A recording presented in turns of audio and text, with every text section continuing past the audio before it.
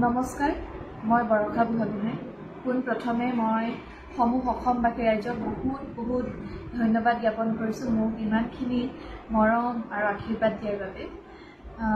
আপোনালোক সকলোৱে ইতিমধ্যে গম পাইছে যিহেতু যে DY বিহুৰাণী ছিজন 16ৰ মই চূড়ান্ত পৰ্যায়ৰ প্ৰতিযোগী আছিলোঁ আৰু DY মঞ্চত মোৰ এয়া তৃতীয়টি বৰ্ষ আছিলে।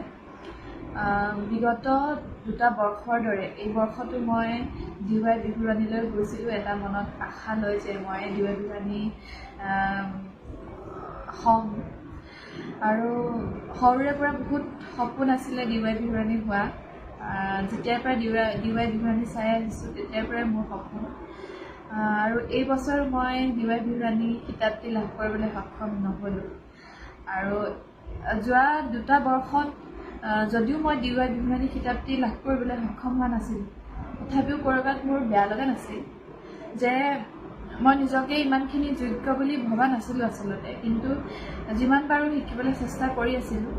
এই বৰ্ষটো মই ইমানখিনি যোগ্য বুলি ভবা নাই, কিন্তু তথাপিও মই যোৱাটো বৰ্ষত ৰাইজে মোক বহুত মৰম দিছে, কিন্তু এই বৰ্ষত মই নিজে কল্পনা কৰিব নোৱাৰাকৈ মই নিজে ভবা নাই যে মই ইমানখিনি ৰাইজৰ সঁহাৰি পাম। তাৰ পিছতো ইমানখিনি ৰাইজৰ সঁহাৰি পোৱাৰ পিছতো যে মই DY বিহুৰাণী খিতাপটি লাভ কৰিবলৈ সক্ষম নহ'লোঁ তাৰ কাৰণে অলপ বেয়া লাগিছে আচলতে। যোৱাকালি DY বিহুৰাণী যেতিয়া ফলাফল ঘোষণা কৰা হৈছিলে মঞ্চত যেতিয়া আছিলোঁ তেতিয়ালৈকে ইমানখিনি অনুভৱ হোৱা নাছিল। যেতিয়া মঞ্চখনৰ পৰা তললৈ নামি আহিলোঁ, যেতিয়া মোৰ শুভাকাংক্ষীসকলে মোৰ ফলাফল কি হ'ব সেয়া শুনিবলৈ অধীৰ আগ্ৰহেৰে বাট চাই আছিল,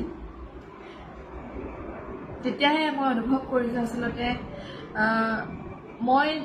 মোৰ নিজৰ আচলতে যি সপোন আছিল মোৰ যেন সপোনটো আজি ভাঙি চুৰমাৰ হৈ গৈছে, মোৰ এনেকুৱা অনুভৱ হৈছে। আৰু বেছি দীঘলীয়া কৰি নাথাকোঁ, ভিডিঅ'টি বনোৱাৰ মোৰ এটাই উদ্দেশ্য যে সকলোৱে যিহেতু ফোন মেছেজ কৰি আছে আৰু মই সকলোৰে ফোন মেছেজৰ উত্তৰ দিব পৰা নাই, সকলোৰে প্ৰশ্ন, ৰাইজৰ প্ৰশ্ন, মোৰো প্ৰশ্ন যে ইমানখিনি ৰাইজৰ সঁহাৰি পোৱাৰ পিছতো মই কিয় DY বিহুৰাণী খিতাপটি লাভ কৰিবলৈ সক্ষম নহ'লোঁ।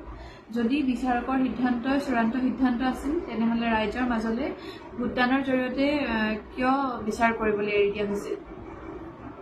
যোৱা বৰ্ষতো দেখি আহিছোঁ যে ভোটদানৰ জৰিয়তে যিগৰাকীয়ে বেছি ভোট পায় তেওঁৱেই বিজয়ী হিচাপে ঘোষণা কৰা হয় আৰু এই বৰ্ষত মই সৰ্বোচ্চ ভোট পোৱাৰ পিছতো মই কিয় এই